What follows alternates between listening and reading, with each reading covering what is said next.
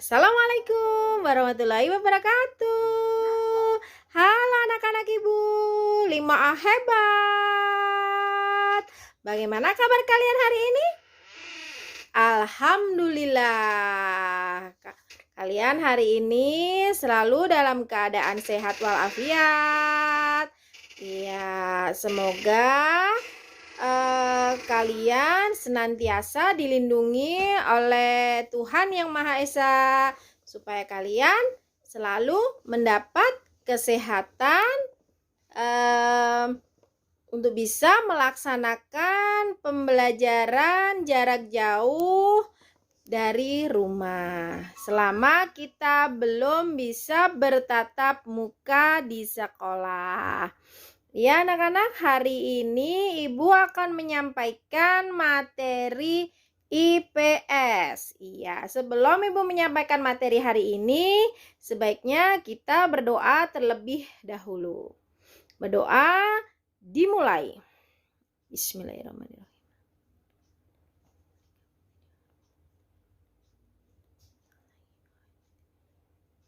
Amin. Berdoa selesai. Iya.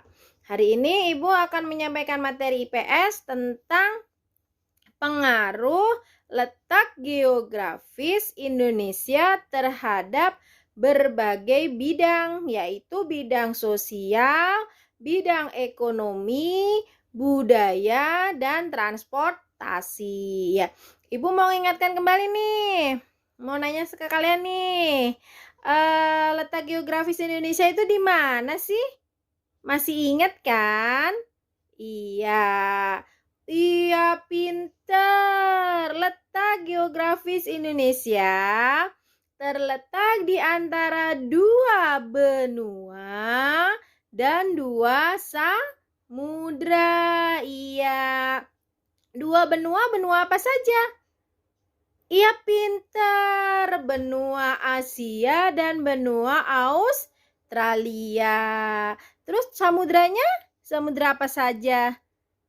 Iya, Samudra Hindia dan Samudra Pasifik. Terus kalau letak astronomisnya nih, masih ingat kan? Di mana letak astronomis Indonesia? Iya, pinter. Terletak di 6 derajat lintang utara sampai 11 derajat lintang selatan dan 95 bujur timur sampai 141 bujur timur. Oke anak-anak, kita masuk ke materi selanjutnya. Yuk kita simak materi selanjutnya. Tematik 5A, subtematika lingkungan dan manfaatnya, materi IPS. Yang pertama, kita menjelaskan pengaruh letak geografis bagi kebudayaan dan transportasi Indonesia. Indonesia terletak di antara dua benua, yaitu Asia dan Australia, serta dua samudra, yaitu Samudra Hindia dan Samudra Pasifik. Tak bisa dipungkiri bahwa letak geografis Indonesia yang amat strategis memberikan pengaruh terhadap keragaman budaya yang ada. Selain itu, terdapat beberapa faktor yang mempengaruhi keragaman budaya di Indonesia. Antara lain adalah sebagai berikut. Pertama adalah letak strategis wilayah Indonesia. Letak Indonesia yang sangat strategis seperti yang sudah dijelaskan sebelumnya membuat Indonesia menjadi jalur perdagangan internasional. Akibatnya banyak pedagang yang menyebarkan budaya dari daerah asalnya ke Indonesia. Dan yang kedua adalah keragaman suku bangsa. Negara Indonesia yang terdiri atas beribu-ribu pulau dan tidak saling terhubung menyebabkan masyarakat di tiap pulau mengembangkan budayanya masing-masing. Ketiga adalah perbedaan kondisi alam. Kondisi alam yang berbeda misalnya pantai, pegunungan, dataran tinggi, dataran rendah menyebabkan masyarakat memiliki perbedaan kebiasaan dari budaya. Misalnya pernikahan, kelahiran, dan kematian. Sedangkan yang keempat adalah keragaman agama yang dianut dalam masyarakat. Oleh karena letak geografis yang sangat strategis tersebut, persebaran agama juga terjadi di beberapa wilayah di Indonesia. Kekayaan budaya yang dimiliki Indonesia dilihat dari yang pertama, keragaman suku bangsa. Macam-macam suku bangsa di Indonesia. Ini adalah contoh kecil suku bangsa yang ada di Indonesia. Misalnya suku Batak dari Sumatera, suku Melayu dari Bangka Belitung, suku Serawai dari Bengkulu, suku Lampung dari Lampung, suku Betawi dari DKI Jakarta, suku Sunda dari Jawa Barat, Baduy dari Banten, Jawa dari Jogja, Madura dari Jawa Timur, suku Bima dari Nusa Tenggara Timur, suku Dayak Kalimantan Barat, Minahasa Sulawesi Utara, Gorontalo, Buru Maluku, Asmat dari Papua, dan masih banyak suku-suku di Indonesia. Dan bahasa yang beragam. Contohnya ada bahasa Jawa, bahasa Indonesia, bahasa Sunda, bahasa Madura, bahasa Batak, bahasa Minangkabau, bahasa Bugis, bahasa Aceh, Bali, Melayu, Banjar, bahasa Kali, bahasa Pamona, dan bahasa Minahasa. Dan bahasa-bahasa daerah yang lainnya, tiap-tiap daerah itu mempunyai bahasa yang berbeda-beda. Itu merupakan contoh kecil dari bahasa daerah yang dimiliki oleh bangsa Indonesia. Selanjutnya adalah keragaman pakaian adat. Jadi, ini adalah contoh kecilnya. Setiap provinsi mempunyai pakaian adat masing-masing. Sekarang provinsi Indonesia ada 34. Jadi, tiap-tiap provinsi itu mempunyai pakaian adat masing-masing. Jadi, ada 34 pakaian adat yang berbeda yang ada di Indonesia. Selanjutnya adalah rumah adat. Rumah adat pun juga berbeda-beda di tiap-tiap provinsi di Indonesia. Misalnya ada rumah adat Gadang yang berasal dari Sumatera Barat, Honai dari Papua, Tongkonan misalnya dari Sulawesi Selatan, Joglo dari Jawa. Nah, itu contoh-contohnya. Dan masih banyak lagi contoh-contoh rumah adat yang ada di Indonesia. Sekarang keragaman senjata tradisional.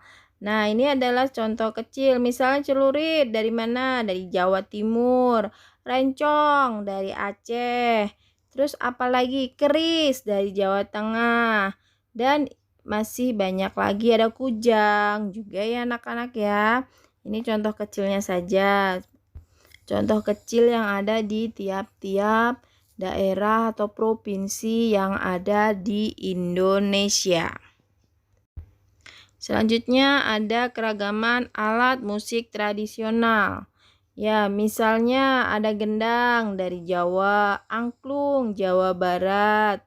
Terus sasando misalnya dari Nusa Tenggara Timur, dan masih banyak lagi contoh alat musik yang ada di Indonesia. Selanjutnya, keragaman budaya yang ada di Indonesia juga ternyata memberikan dampak positif dan negatif. Di antaranya dampak positif yaitu menjadi bagian dari kekayaan bangsa, menjadi daya tarik wisatawan yang berkunjung ke Indonesia. Bahasa daerah yang beragam. Di samping dampak positif, ada dampak negatifnya yaitu mudah masuknya kebudayaan asing. Generasi muda cenderung mengenal dan mempelajari budaya dari luar. Banyaknya terutama generasi terutama generasi muda yang mencampur adukan bahasa Indonesia dengan bahasa asing. Wilayah Indonesia yang berupa kepulauan juga mempengaruhi jenis transportasi yang digunakan untuk menghubungkan antar pulau, yaitu berupa transportasi udara dan laut. Ini adalah contoh beberapa pelabuhan dan bandar udara yang ada di Indonesia. Misalnya ada Belawan itu dari Sumatera Utara, Bakahuni dari Lampung, Merak dari Banten, Tanjung Perak, Jawa Timur, ada Gilimanuk dari Bali, ada Tanjung Emas dari Semarang. Itu contoh pelabuhan yang ada di Indonesia. Berikut beberapa bandar udara yang terkenal dari Indonesia.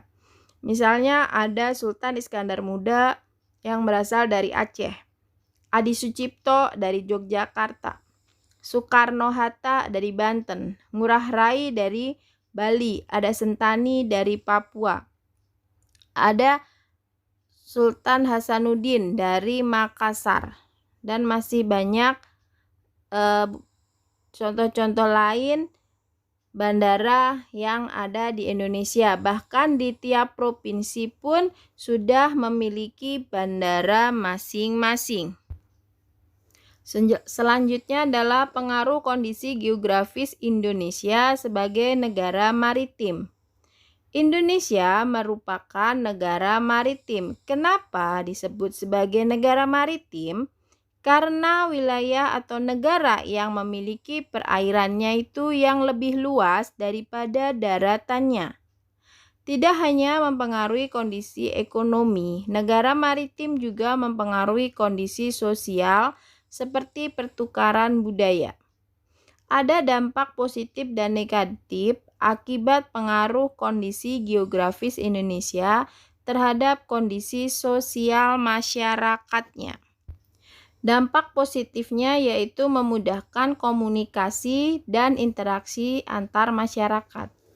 Pengaruh budaya yang baik dari dalam atau luar daerah sehingga memperkaya keragaman budaya. Ada dampak negatif, antara lain hilangnya budaya asli karena tergerus oleh budaya luar, dan munculnya budaya-budaya baru yang belum tentu sesuai dengan budaya setempat. Menjelaskan manfaat letak geografis di bidang sosial dan ekonomi.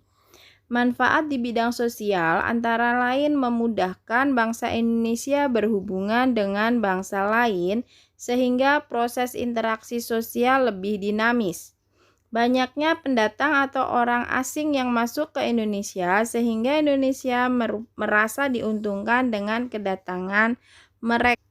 Manfaat di bidang ekonomi antara lain potensi alam dapat dijadikan komoditas perdagangan, baik untuk pasar lokal maupun internasional.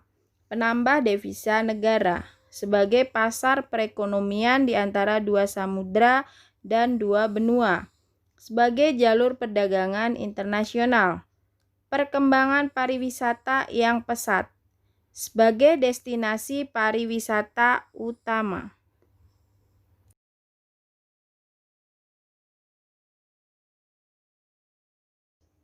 Ya, alhamdulillah. Ibu sudah menyampaikan materi tentang pengaruh letak geografis Indonesia dalam berbagai bidang, yaitu bidang apa saja tadi? Ekonomi, ya. Terus sosial, iya pinter. Apa lagi? Budaya, iya. Dan transportasi, iya. Nah, di pengaruhnya itu ada nilai positif, ada nilai negatifnya, iya kan? Iya. Semoga apa yang Ibu sampaikan hari ini kalian memahami, dan selanjutnya silahkan nanti mengerjakan tugas dari Ibu untuk membuat buklet. Oke anak-anak, pertemuan PJJ hari ini cukup sampai di sini. Kita ketemu besok hari. Oke, sebelum mengakhiri pembelajaran hari ini, kita berdoa terlebih dahulu supaya apa? Ilmu yang kita dapat kita terima dengan baik, dapat kita amalkan dengan baik. Oke, berdoa dimulai. Bismillah. Berdoa selesai. Iya. Satu lagi pesan Ibu. Ibu tidak lupa, tidak bosan-bosan, selalu mengingatkan kalian supaya apa? Kalian terhindar dari semua wabah penyakit dan selalu kalian senantiasa diberikan kesehatan oleh Tuhan Yang Maha Esa. Pesan Ibu, ya, jangan keluar rumah kalau tidak penting, ya, stay at home. Nah, terus kalau misalnya terpaksa keluar rumah, berarti kalian harus memakai masker dan sering-sering cuci tangan atau pakai hand sanitizer. Satu lagi, harus kalau misalnya emang terpaksa keluar, berarti harus saling jaga jarak. Iya, oke. Sampai di sini pertemuan hari ini. Salam sehat. Semoga kita semua dilindungi oleh Tuhan Yang Maha Esa. Wassalamualaikum warahmatullahi wabarakatuh. Dadah.